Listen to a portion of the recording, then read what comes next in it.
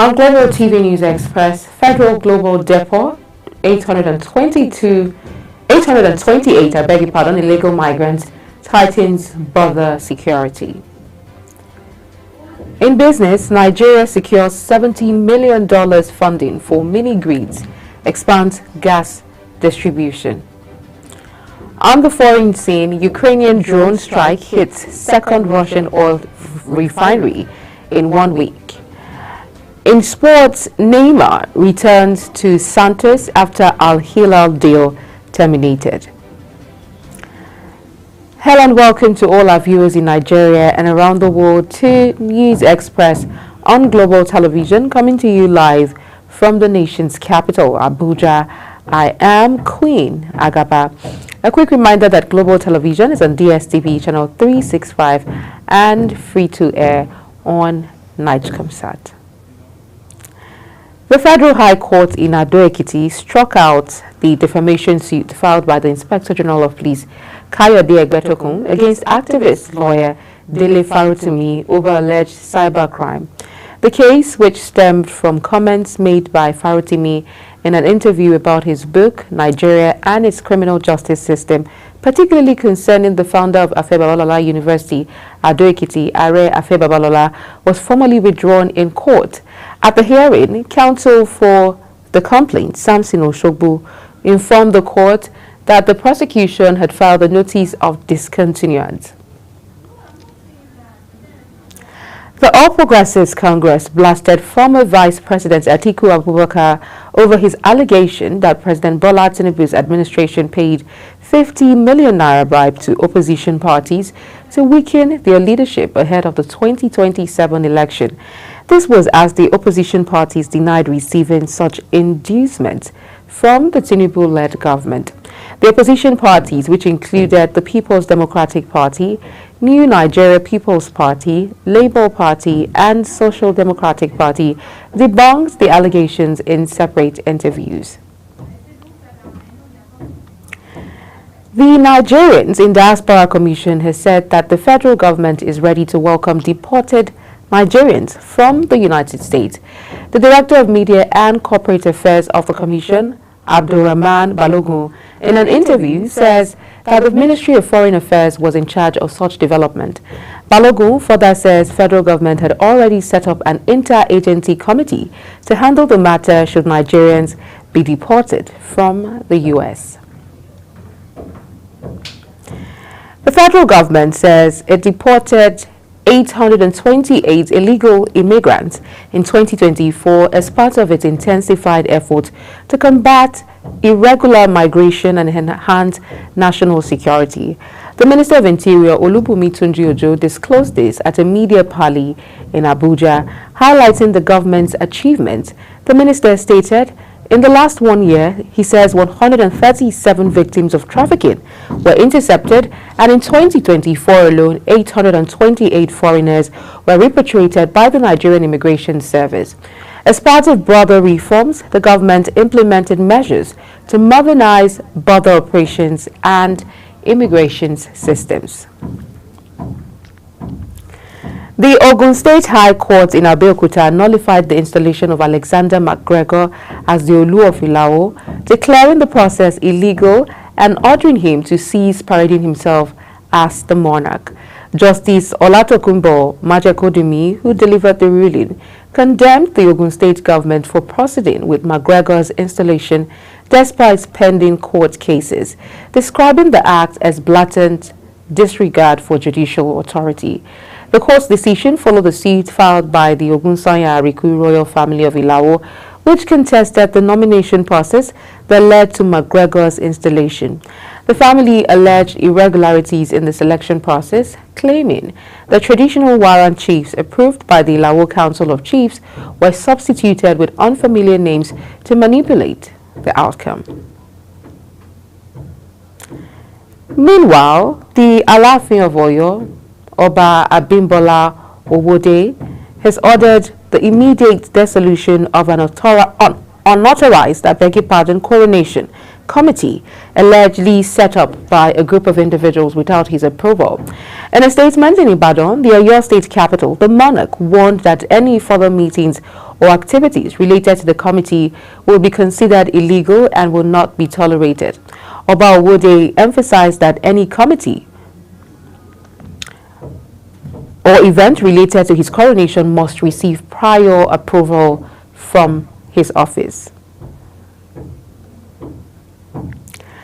Benue State Government has launched a 5-year action plan on durable solutions aimed at providing humanitarian response to internally displaced persons across the state.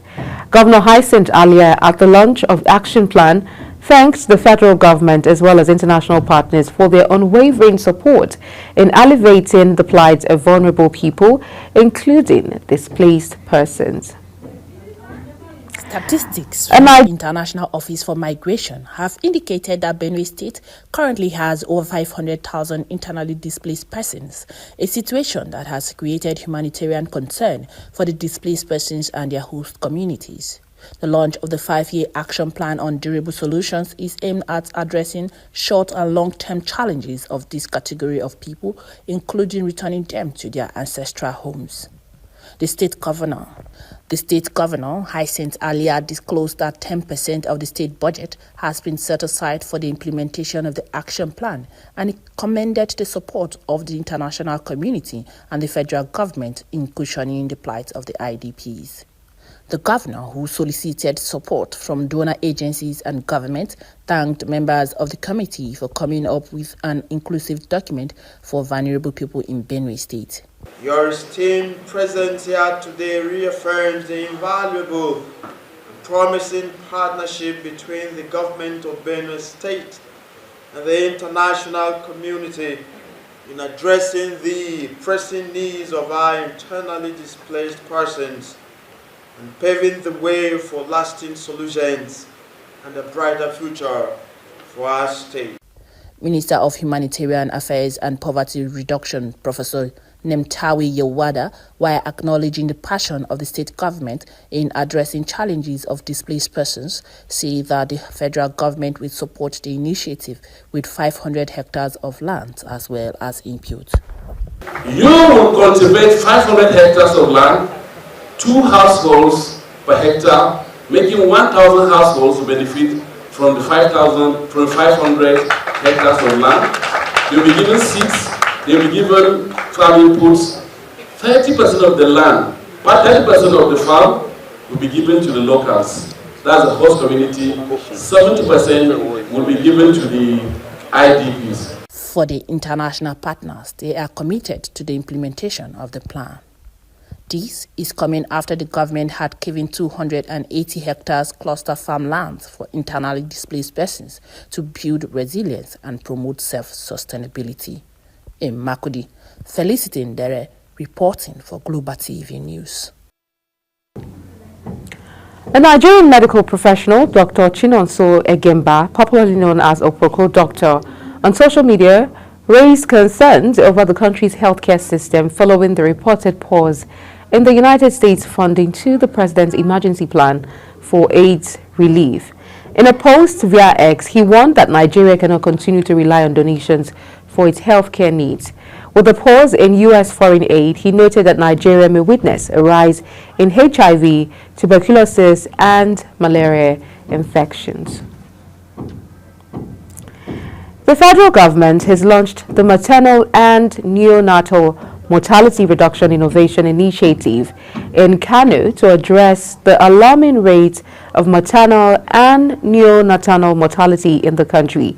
Speaking at the launch, Professor Muhammad Ali Pati, Coordinating Minister of Health and Social Welfare, represented by Dr. Ashiru Adamu Abubakar, emphasized the importance of the initiative in line with President Bola Ahmed Tinubu's directive to tackle maternal and child mortality. Dr. Dayo Adeyanju, the national coordinator of MAMI, revealed that Nigeria accounts for 20% of the global burden of maternal and child mortality, with Kano State being the most affected.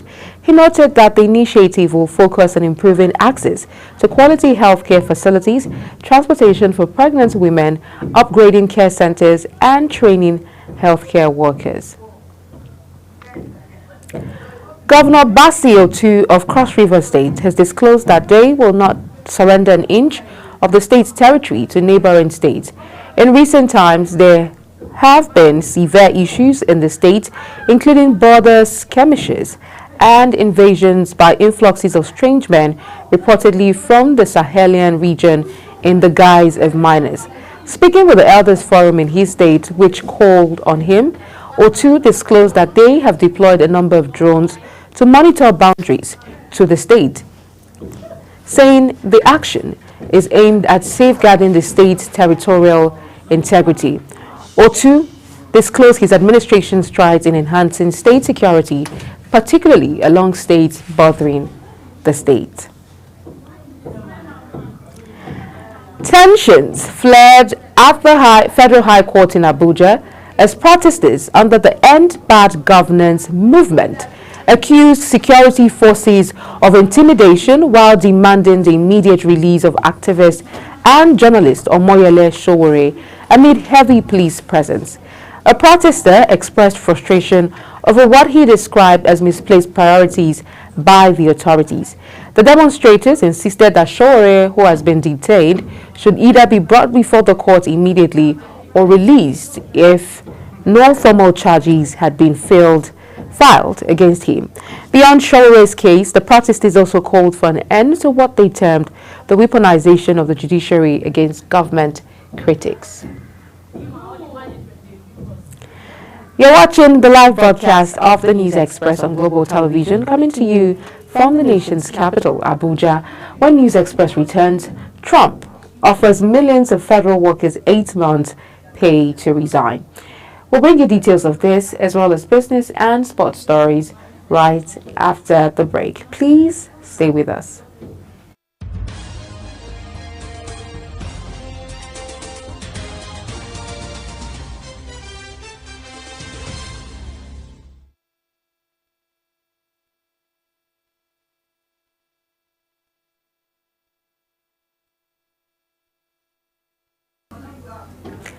Many thanks for staying with us.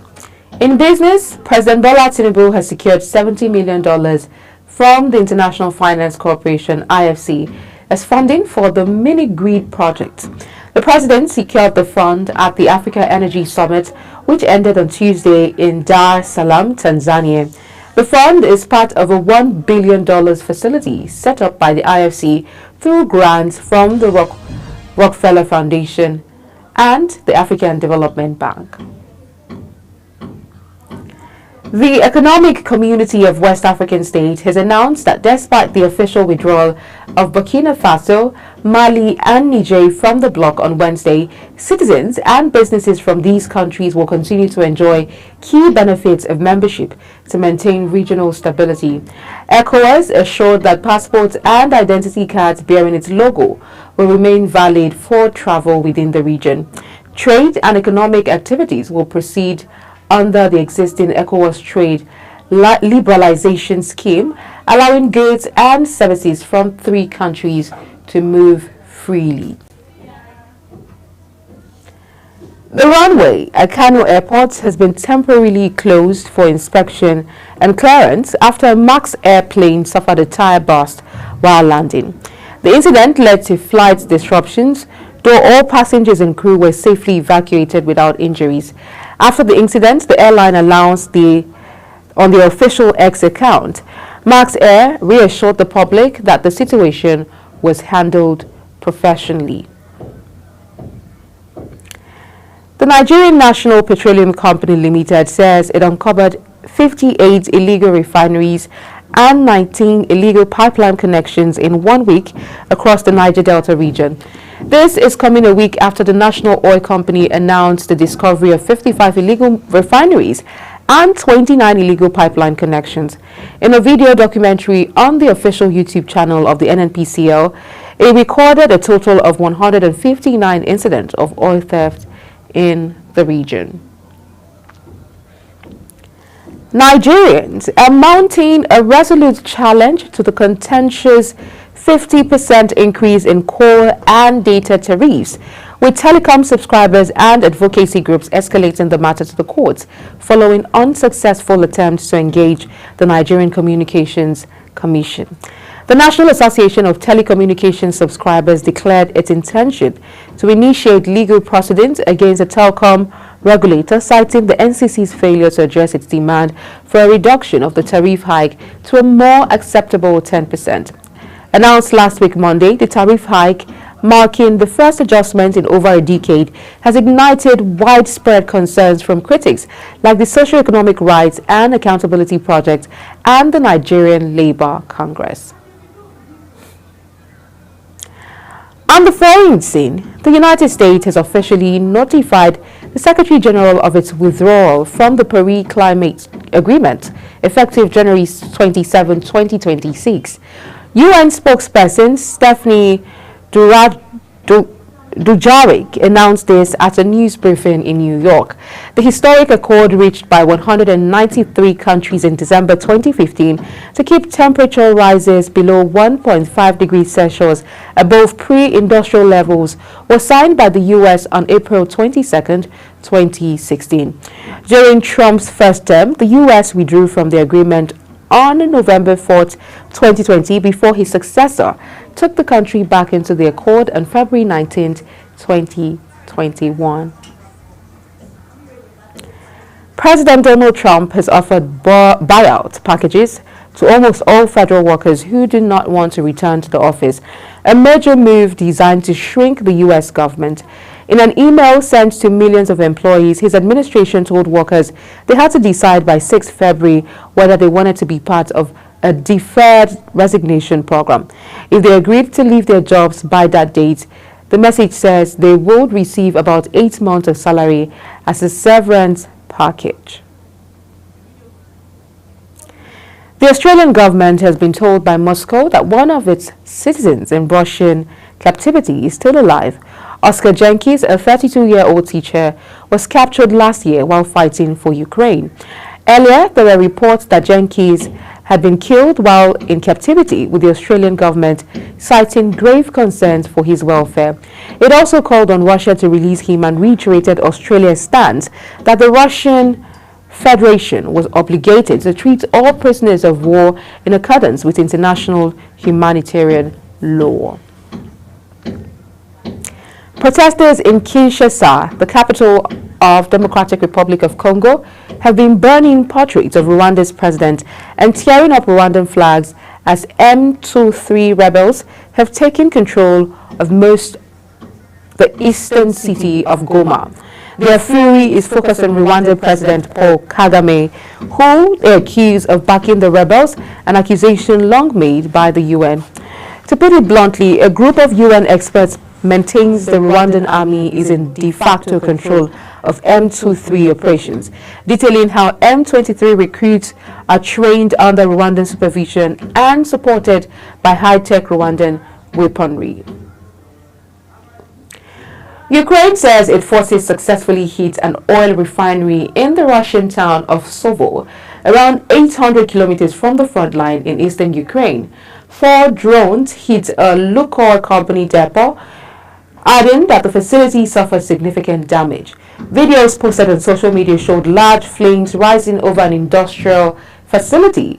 Regional Governor Gleb Nikitin says the drone debris had fallen over the industrial zone and that no casualties had been reported at the scene. In sports, football administrators and stakeholders have expressed optimism about Nigeria's chances following the 2025 African Cup of Nations draw, describing the group as favorable but urging caution against complacency. The Super Eagles were placed in Group C alongside Tunisia, Uganda and Tanzania.